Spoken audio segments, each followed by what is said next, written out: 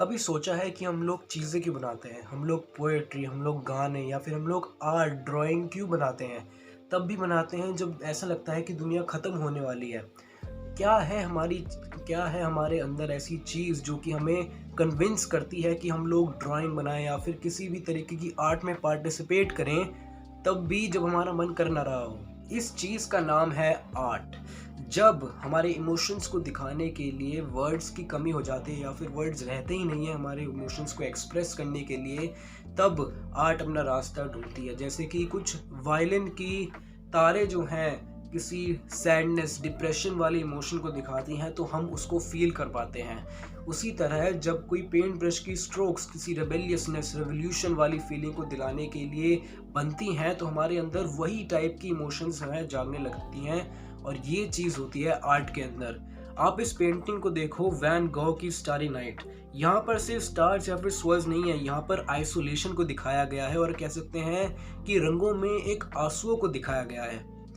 Pablo Picasso जो कि बहुत बड़े आर्टिस्ट हैं जिनका नाम ही काफ़ी है आर्ट की दुनिया में और बहुत लोग जानते हैं इन्हें, उनका भी एक बहुत फेमस कोट था जो कि था, art is the lie that enables us to realise the truth. अब जो असली आर्ट होती है वो कभी भी किसी चीज़ की परमिशन नहीं मांगती, वो किसी के ऊपर डिपेंडेंट नहीं रहती कि ये होगा तब मैं आऊँगी। ये एक रियल या फिर रॉ चीज़ होती है जो कि सिर्फ दिखती है, ना कोई शुगर कोटिंग ना फिर कोई कोटिंग किसी भी तरह की, सिर्फ ये रॉ एंड रियल होती है और यही मज़ा होता है आर्ट में।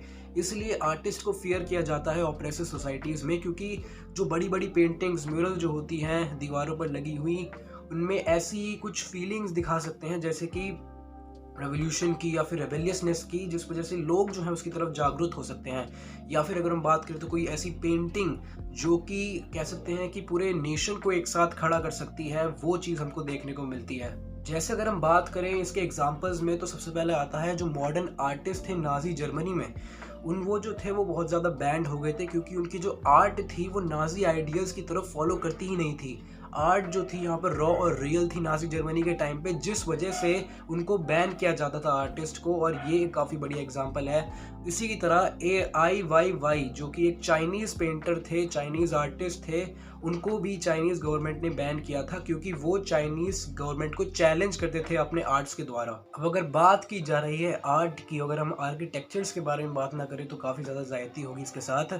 आर्किटेक्चर्स बहुत ही ज़्यादा प्यारी चीज़ होती है जो कि हमको लुभा देती हैं। जिन लोगों ने इन आर्किटेक्चर्स को बनाया था, उन्होंने इस वजह से नहीं बनाया था कि आगे जाकर जो पीढ़ी है आने वाली वो इसको सिर्फ देखने के लिए एंजॉय करेगी या फिर सिर्फ एज अ शो पीस इसको दिखाएगी, ये नहीं था। और जो आर्टिस्ट थे, मतलब जो जिन्होंने इन आर्किटेक्चर्स को बनाया था, और बेसिकली अगर हम बात करें तो जितनी भी आर्ट्स होती हैं उनके पीछे काफ़ी बढ़िया और ज़्यादा अच्छा रीज़न होता है।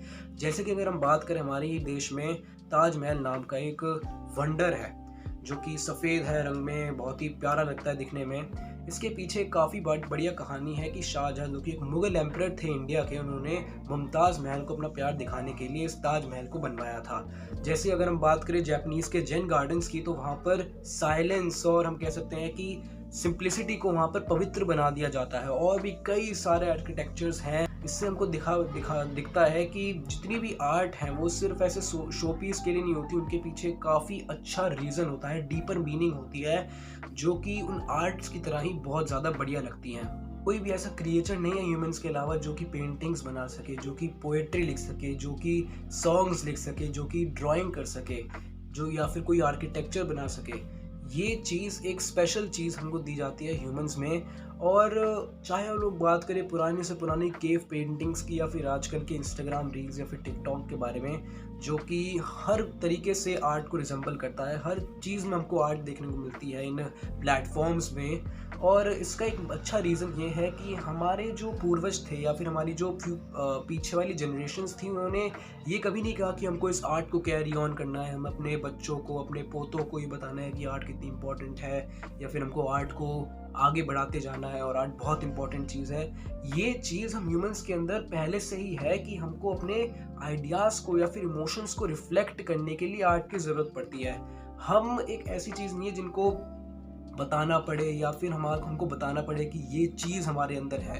ये चीज़ दिखाती है कि हमारे अंदर इमोशंस बहुत ज़्यादा स्ट्रॉन्ग है, तो हम बहुत ज़्यादा इमोशनल एनिमल्स हैं। और साथ ही साथ उन इमोशंस को रिफ्लेक्ट करने के लिए हमारे अंदर इतना अच्छा दिमाग है कि हम उनको एक आर्ट के द्वारा, जो कि बहुत ज़्यादा पसंद की जा सकती है लोगों के द्वारा, उससे हम लोग इसको रिफ्लेक्ट कर सकते हैं अपने इमोशंस को। तो ये एक चीज़ है कि आर्ट एक ऐसी चीज़ है जो कि हमको एक्चुअली में ह्यूमन बीइंग बनाता है। सोक्रेट्स का एक बहुत ही बढ़िया कोट था जो कि था नो दाई सेल्फ, यानी कि खुद को जानो।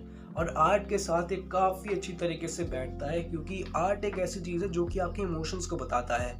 आप खुद सोचो कि अगर आप एक बुरे बुरे टाइम में हो, आप सैड हो, डिप्रेस्ड हो, एंग्शियस हो, तो आप क्यों ही एक ऐसे आदमी को बनाओगे जो कि बहुत ज़्यादा खुश है अपनी ज़िंदगी में, या फिर सॉन्ग्स बनाओगे या फिर पोएम्स लिखोगे जो कि आपके इमोशंस को टोटली अपोजिट है और रेबेल है आपके इमोशंस के पर्सपेक्टिव में देखा जाए तो। ये चीज़ दिखाती है कि हम अपने इमोशंस को जो है और अच्छे से जान सकते हैं जब हम आर्ट का यूज़ करते हैं अपने दिमाग में।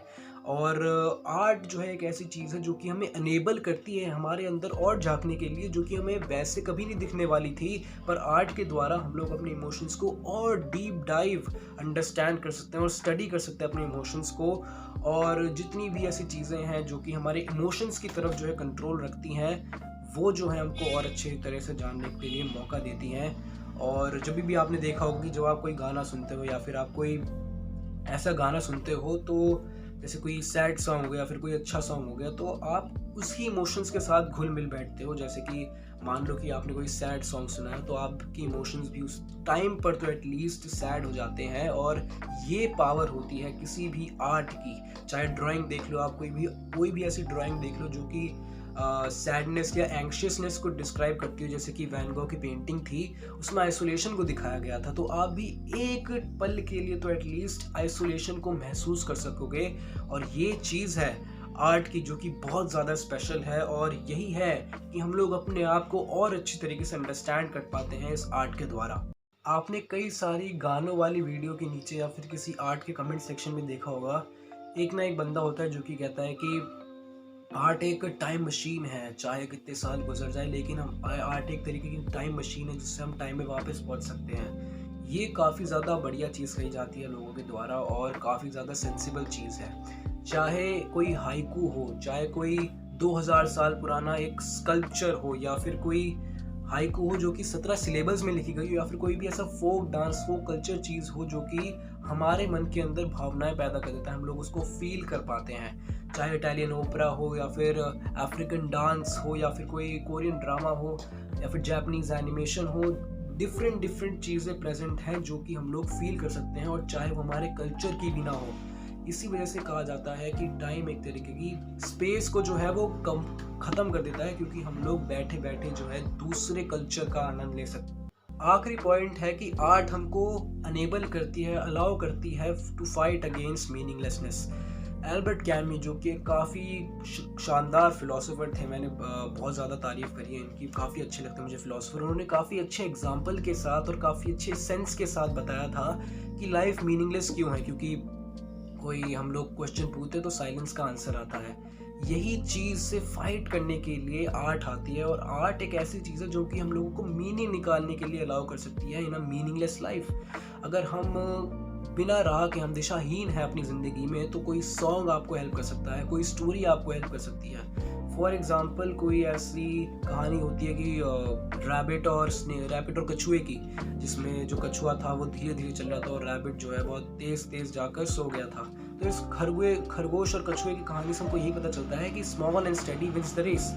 यही चीज़ जो है आर्ट के ज़रिए दिखाती है। जैसे कि 1984 की नॉवल जो थी जॉर्ज ऑरवेल के द्वारा लिखी गई थी, उसमें भी यही बताया गया था कि कैसे एक नेशन स्टेट के ऊपर इतना गंदा कंट्रोल किया जाता है। तो यही चीज़ होती है कि आर्ट जो है हमको मीनिंग निकालने के लिए फोर्स कर देती है, या फिर आर्ट में हमको मीनिंग निकालने के लिए हेल्प करती है हमारी लाइफ में। कुछ बहुत सारे लोग होते हैं जो कि कहते हैं कि ये स्टोरी से मुझे बहुत प्रभाव पड़ा और मैंने इसको जो है अपनी ज़िंदगी में इम्प्लीमेंट करा। कुछ गाने ऐसे होते हैं जो कि आपको बहुत ज़्यादा एनर्जेटिक फील करवा सकते हैं कोई स्पोर्ट्स के टाइम पे, या फिर अगर आप कोई अपनी लाइफ में काम कर रहे हो, और कोई ऐसा गाना हो सकता है जो कि आपको कहें तो एक तरीके से एनर्जाइज कर सके कि आप उसको काम को कंप्लीट करो अपनी ज़िंदगी में। तो आर्ट ये भी चीज़ है कि आर्ट आपको मोटिवेट करती है और मीनिंग्स को फाइंड करने के लिए हेल्प करती है against a meaningless life. Video के एंड में हम बात करते हैं कि आर्ट कोई सर्वाइवल नहीं है, ये कोई डेकोरेशन नहीं है, एक तरीके का सर्वाइवल है। जो आर्ट है वो केओस को जो है सिंप्लीफाई करता है और उसको शेप देता है। वो ट्रांसफॉर्म करता है ब्यूटी इनटू पेन या फिर पेन इनटू ब्यूटी। और एट द एंड हम लोग इसलिए नहीं जाने जाते कि हमने क्या क्या इस दुनिया में करा है, हम लोगों ने क्या क्या चीज़ें उखाड़ी, हमारी अचीवमेंट्स क्या है। हम इस चीज़ के लिए जाने जाते हैं कि हम लोग दूसरों को कैसे फील करवाएं, और यही चीज़ आर्ट के अंदर होती है। आई होप आपको ये वीडियो अच्छी लगी हो।